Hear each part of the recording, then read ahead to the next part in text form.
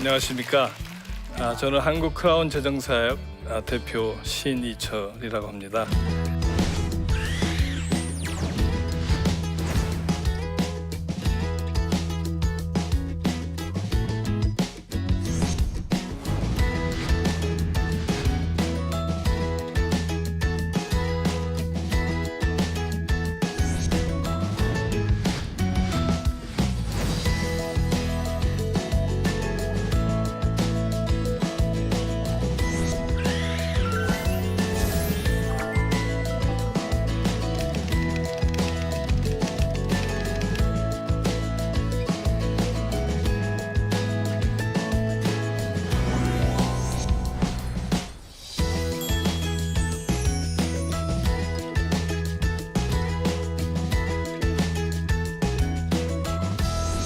제가 이 성경적 경제관에 대해서 관심을 갖고 이것을 한국교회에 전하고 보고하는 일을 한 지 10년이 사실 됐습니다.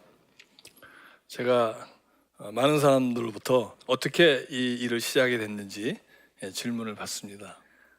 12년 전쯤에 크리스찬 CEO들을 위한 최고 경영자 과정이 있었습니다. 명지대학교에서 하는 C램프라는 과정에서 세금에 대해서 강의를 한 시간이었습니다. 저녁 시간에 여러 크리스찬 CEO들, 아주 훌륭한 CEO들이 계신 곳에서 소그룹에서 그룹이 나눈 이야기들을 가지고 결론을 발표를 우리가 했습니다. 그 결과가 저를 충격에 몰아넣습니다. 그 결과가 뭐냐? 한국 사회의 여러 가지 이유들 때문에 세금을 정직하게 내고 사업을 하기가 어렵다라는 것이었어요. 왜냐하면 성경은 우리에게 정직하게 사업하고 국가의 세금을 정직하게 내라고 가르치고 있기 때문에. 그래서 제가 그날 저녁에 집에 가서 기도를 했습니다. 하나님, 우리가 무엇을 잘못하고 있는 것이 있지 않습니까? 우리가 혹시 무엇을 배우지 못하거나 우리가 빠뜨리고 있는 것이 있지 않습니까? 이렇게 기도를 하는 그 순간에 놀랍게도 크라운 파이낸셜 미니스트리라는 미국에 있는 기독교 사역단체를 저에게 기억나게 하셨어요. 저는 이 단체를 모르는 사람입니다. 이 이름이 제 머리에 떠올라서 제가 놀라서 인터넷에 들어가서 그 단체를 봤더니 돈과 물질을 어떻게 다루는 것이 성경적이다라는 것을 가리키고 보급하는 단체였어요. 그래서 제가 그 즉시 제가 깨달았습니다. 오늘날 한국의 이 기독교 사회에 이 돈 문제가 심각한데 그 원인이 우리가 돈과 물질을 어떻게 다루는 것이 성경적인 것을 배우지를 못했구나.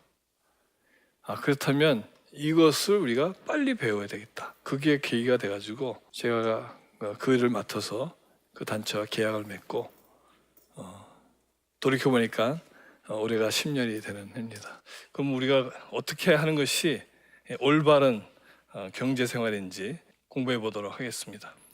먼저 우리는 경제생활을 하게 됩니다. 매일매일의 경제생활을 할 때 나 혼자 경제생활을 하는 것이 아니고 누군가와 함께 경제생활을 할 수밖에 없습니다. 그래서 그렇다면 경제생활을 하는 나는 누구고 또 나와 함께 경제생활을 할 수밖에 없는 이웃은 어떤 사람인지에 대한 올바른 이해가 있어야 우리 경제생활이 바르게 진행될 수 있다고 생각합니다.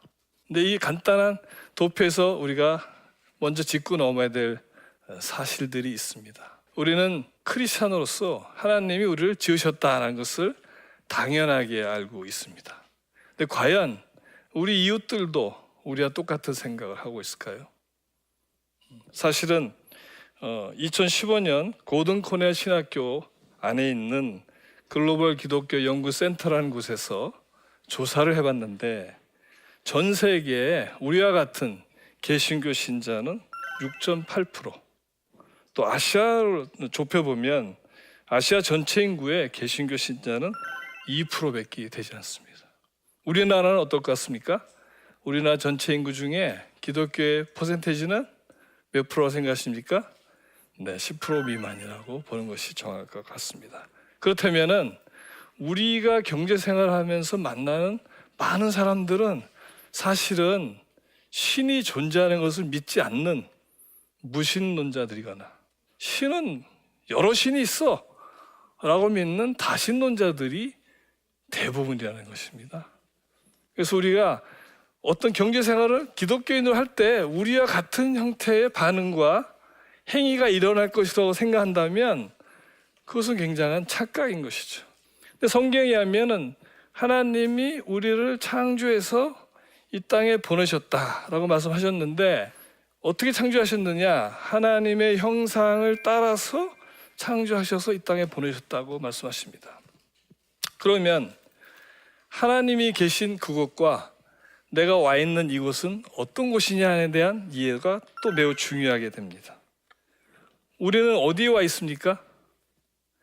하나님이 계신 곳은 우리는 하나님의 나라라고 얘기합니다. 그럼 우리는 여기는 어디죠? 이곳은 소위 킹덤 오브 사탄, 사단이 왕노릇하는 곳입니다. 여러분들이 매일매일 경제생활을 하는 이 공간은 사실은 하나님이 다스리는 곳이 아니고요, 사단이 다스리는 곳이라는 것이죠. 그렇다면 성경에서는 우리가 처해 있는 상황을 또 뭐라고 말씀하고 계시는지를 이해하는 것이 매우 중요합니다. 성경은 크게 네 가지의 네 단락으로 구성되어 있는 책입니다. 하나님의 창조 이야기가 있고, 또 아담의 범죄로 인한 인간의 타락의 이야기가 있고, 그 타락된 인간의 삶을 구원하시기 위한 예수 그리스도를 통한 구속의 역사에 대한 이야기 있고, 맨 마지막으로 다시 예수님이 오셔서 이 타락돼서 망가진 세상을 회복하는 역사에 대한 얘기가 있는데, 이 성경의 큰 이 담론 중에 우리는 어디에 있느냐 하면 구속과 회복의 중간 단계에 있다는 것이죠. 이미 우리는 크리스천으로서 구속받은 자지만 그러나 온전한 회복이 일어나지 않은 세상 가운데 살고 있다는 것이에요. 그래서 이걸 신학적으로 이미 그러나 아직 이런 표현으로 합니다.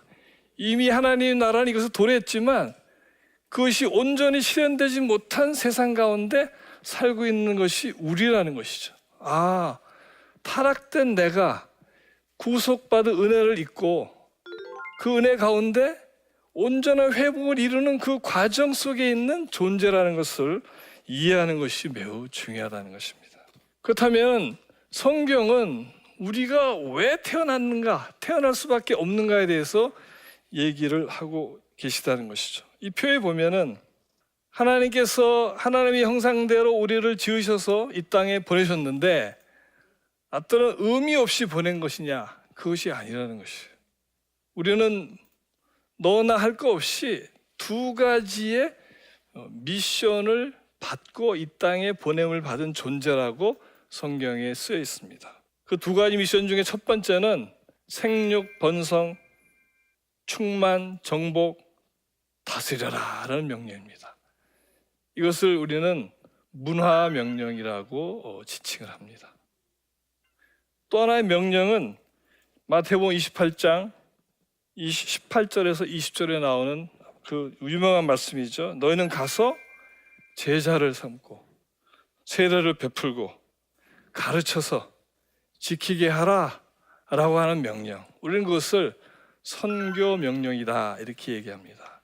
그래서 우리는 믿는 자든 믿지 않는 자든 이 땅에 태어난 모든 인간들은 이 두 가지 미션을 갖고 이 땅에 보내심을 받은 존재라는 것이 성경에 쓰여 있는 진리입니다. 우리는 이 땅에 올 때 이 하나님으로부터 이 미션을 달성하는 데 필요한 것들을 다 공급받아서 보냄을 받았다는 겁니다. 우리는 뭘 하나님으로부터 받았느냐? 우리는 이것을 네 가지의 받은 것을 T를 시작해서 4T라고 얘기하는데, 첫 번째는 타임, 시간을 받고 왔습니다. 두 번째는 탤런트를 받았습니다. 우리가 달란트라고 얘기하는 거죠.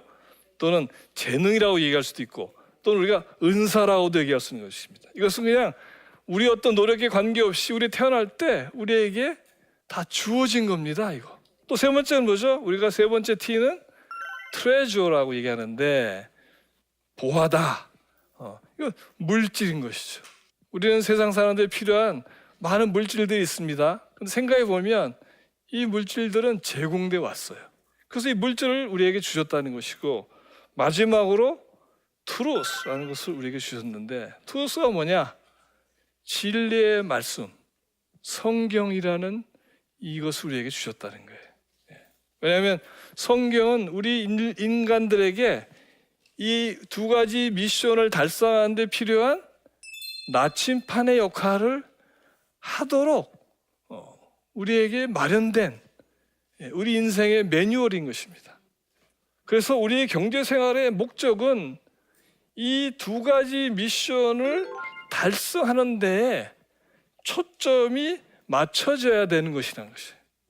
우리 경제 생활은 그냥 매일매일 돈을 벌고 쓰는 그런 어떤 무의미한 행위의 반복이 아니고, 이 미션과 소위 얼라이먼트가 돼 있어야 된다. 딱 이렇게 라인이 맞춰져 있지 않고는 우리 경제 생활은 굉장히 다른 방향으로 갈 가능성이 높다는 것을 우리가 이해하셔야 됩니다. 그렇다면 우리는 이렇게 태어났는데, 목적을 가지고 태어난 존재인데, 죽고 나면 다시 우리를 창조해서 이 땅에 보내신 하나님이 있는 그 나라, 하나님의 나라로 돌아간다고 하는 굉장히 독특한 세계관을 성경은 우리에게 말씀하고 있다는 것이죠. 이 세계관의 차이가 경제 행위를 하는 데 있어서 엄청난 차이를 만들어내는 거예요. 우리와 함께 경제 생활하고는 대부분의 사람들은 죽고 나면 아무것도 없어. 그러니까 우리는 이 세상에 사는 동안에 최대한 즐기고 재밌게 살고 그게 우리 인생의 목적이야, 이렇게 생각하는 사람들이에요. 근데 크리스천은 어떻게 생각해야 되느냐? 그게 아니야. 우리는 이곳에서 어떻게 산다고요? 짧게 한평생을 살다가 돌아간다는 것이죠. 그래서 히브리서 9장 27절을 보니까 한 번 죽는 것은 사람에게 정해진 것이요, 그 후에는 심판이 있느니라. 심판이라고 하는 아주 놀라운 개념이 여기에 등장하는 것입니다. 근데 재밌는 것은 심판 때에 가서 무엇을 가지고 심판을 받을 것이냐는 것입니다. 여러분은 무엇을 가지고 심판 받으실 것 같습니까? 생각 안 해보셨습니까? 나는 심판 받을 일이 없을 거야. 평가자는 평가의 기준이 있어야 될 거 아니야, 그렇죠? 근데 우리를 창조하신 이 신 하나님은 매우 공정하신 분이고 정의로우신 분이에요. 그래서 기준이 딱 정해져 있는 거죠. 그 기준이 미션을 얼마나 수행했느냐가 기준이라는 것이에요. 평가의 결과는 두 부류로 딱 갈리는 거죠. 한 사람은 착하고 충성된 종이라 하고 칭찬을 받는 부류가 있을 것이고, 또 한 부류는 악하고 게으른 자다, 이런 평가를 받는 부류가 있어요. 잘못된 평가를 받은 사람들은 지옥으로 가는 거예요. 그곳에서 영원한 벌을 받고 있는 상태를 가고, 양으로 칭함을 받은 의인들은 어떻게 됩니까? 영생의 삶을 그 하나님과 함께 보내는 그 나라 안으로 들어가는 겁니다. 내가 쓰는 이 경제 행위가 하나님이 보실 때 의롭다 하는 행위냐 아니면 악하다고 하는 행위냐가 마지막 심판 때 가서 낱낱이 다 드러나고, 네가 그것을 가지고 무엇을 했느냐, 얼마나 했느냐, 이것이 우리의 운명을 가름하는 것입니다. 이것을 모르고 경제생활을 한다면 이것은 그야말로 하나님을 믿지 않는 이방인의 경제생활에 지나지가 않는 것입니다. 그럼 제일 중요한 스토리가 무엇일까? 만나의 스토리입니다. 만나의 스토리는 우리가 잘 아시지 않습니까? 오늘날 21세기에 만나의 스토리를 대입하면 어떤 건지 아십니까? 우리 자매님이 아침에 일어나서 현관문을 탁 열어보니까 우리 식구가 4명인데 3끼 먹을 도시락 12개가 배달되어 있는 거예요. 그 다음 날도 또 일주일 뒤에도 한 달 뒤에도 40년 동안 그렇게 해보십시오. 40년 동안 현관문을 열면 먹을 게 와 있어요. 너희들의 경제적 필요를 내가 넉넉히 다 알고 있어. 그것은 내가 나 공급하는 그런 신이야. 이것을 우리가 이해하기를 바라는 겁니다. 약속이 있기 때문에. 어떤 약속? 약속의 땅? 가나안. 가나안 하면은 딱 떠오르는 어떤 그 단어가 있지 않습니까? 네, 젖과 꿀이 흐르는 가나안. 너무 좋잖아요, 그렇죠? 그런데 우리 권사님 예를 들어서 예금 통장에 현금이 한 10억 정도 있어. 모든 게 넉넉하고 뭐 그래. 하나님 필요하세요? 네. 하나님 별로 안 필요합니다. 우리가 그 정도 되면 아유, 하나님은 그냥 저기 계세요. 제가 그냥 잘 살겠습니다. 제가 잘 살다가 뭐가 문제가 생기면 그때 찾아뵐게요. 그냥 거기 계시면 됩니다. 이겁니다. 하나님 필요 없다 그럴 거야. 이건 심각한 문제인 거예요, 신에게. 왜냐하면 하나님에게 가장 중요한 것이 뭔지 아십니까? 간단해요. 하나님은 하나님의 자녀와 늘 친밀한 관계, 사랑의 관계를 가지고 가기를 원하는데 생활에 젖과 꿀이 흐르기 시작하면 그 관계 속에 뭐가 들어와요? 물질이 풍부해지면 이게 이상해지는 이 인간의 죄성을 알고 계신 거예요. 이게 걱정이 되시는 거예요. 그래서 광야에서 어떤 사건이 생겼습니까? 율법이 나오는 겁니다. 율법이 우리를 얽매고 옥조에서 무엇을 못하게 하기 위해서 하나님이 만드신 장치? 아닙니다. 하나님의 모든 행위는 사랑의 동기부터 나오는 거예요. 그래서 우리가 잘 아는 율법 중에 십계명 얘기가 나오죠. 십계명의 첫 번째 계명이 뭡니까? 나 위에 다른 신을 내 앞에 두지 말라. 우상 숭배하지 말라. 이렇게 얘기합니다. 우상 숭배가 뭐예요? 근데 우상 숭배가 한 사람이 두 주인을 섬기지 못할 것이니 혹 이를 미워하고 저를 사랑하거나 혹 이를 중히 여기고 저를 경히 여김이라. 너희가 하나님과 재물을 겸하여 섬기지 못하느니라. 하나님 뭐라 하시냐면 너희들이 세상 사는데 너의 주인 노릇이 할 수 있는 두 존재가 있어. 이 세상에는 하나는 나야. 너를 창조해서 이 땅에 보낸 나 하나님. 또 하나는 만몬이라고 하는 것이야. 재물이라고 하는 것이고, 또는 우리가 쉽게 얘기하면 돈이라고 하는 것이야. 우리가 허주머니에 있는 이 돈을 어떻게 사용하느냐, 이게 내가 지금 우상을 숭배하는 거냐 아니면 내가 하나님을 주인을 섬기는 행동이냐를 결정짓는다는 것이에요. 그래서 저는 기독교인이 되겠다고 하는 이 결정을 하는 것은 엄청나게 중대한 결정을 하신 거다. 하나님을 나의 유일한 주인으로 택하겠다고 하는 그 결정인 것입니다. 이것에 대한 완벽하고 온전한 이해와 믿음의 고백이 있어야 청지기로서의 여러분의 삶이 이제 시작될 수가 있는 것입니다.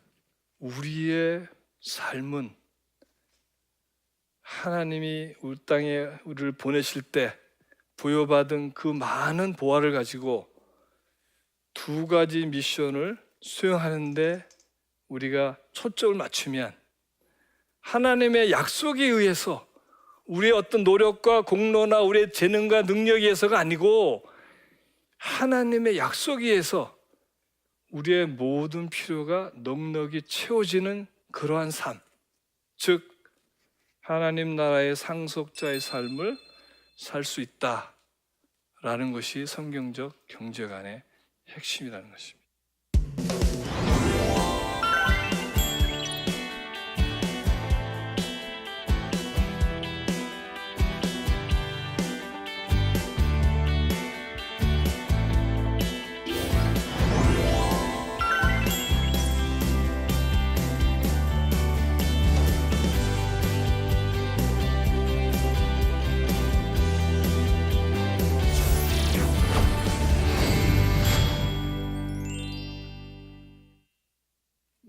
제 강의를 들으시고 질문하신 분이 계셔서 그 질문을 우리가 보고 답하는 시간을 갖도록 하겠습니다. 세 자녀를 키우면서 정작 저희 부부는 노후에 대한 준비가 많이 부족한 처지입니다. 하나님이 원하시는 노후는 어떤 모습일까요? 첫째는 현재 나의 모습, 나의 처지가 왜 이렇게 돼 있는지에 대한 돌아봄이 있어야 될 것 같아요.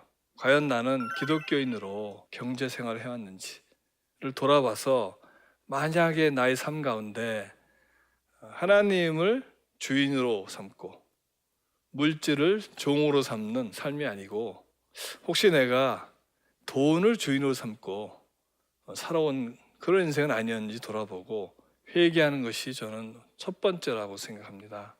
그것이 먼저 바뀌어야, 그 생각이 먼저 바뀌어야 우리 경제가 바뀔 수 있기 때문에 그렇습니다. 그래서 저 질문에 단기적으로 어떻게 이렇게 하십시오 라고 제가 말씀드리기보다는 돌아온 삶을 비춰보고 앞으로의 삶을 하나님 앞에 고백하면서 그 노후의 삶도 사실은 상속자의 삶을 산다면 하나님이 보호하시고 하나님이 공급하시는 것을 경험하는 것이 가장 이상적이지 않겠습니까?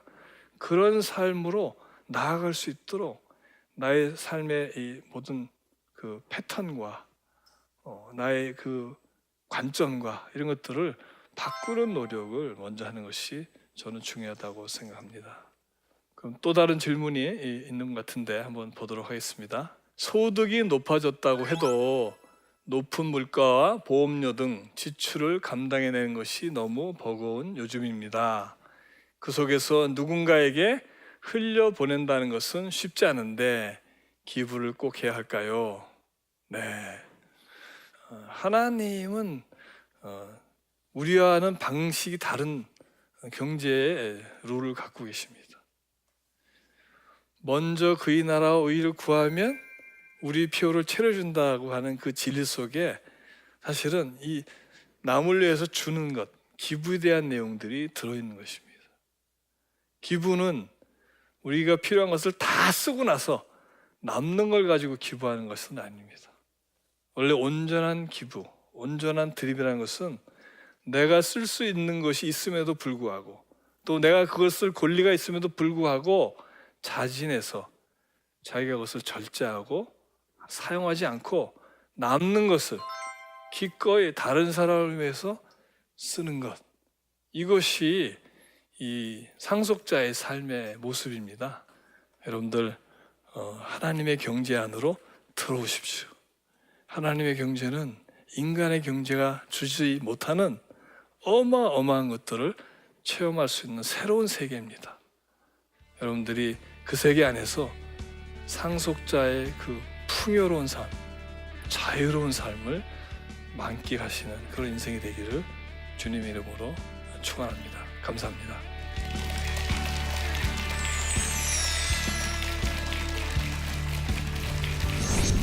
우리는 우리의 필요를 우리가 채우는 것으로 알고 세상에 나가서 열심히 우리 필요를 내가 채우려고 노력하는데 성경은 놀랍게도 그거는 우리들의 역할이 아니고 하나님 당신의 역할이라고 말씀하고 계시다는 것이.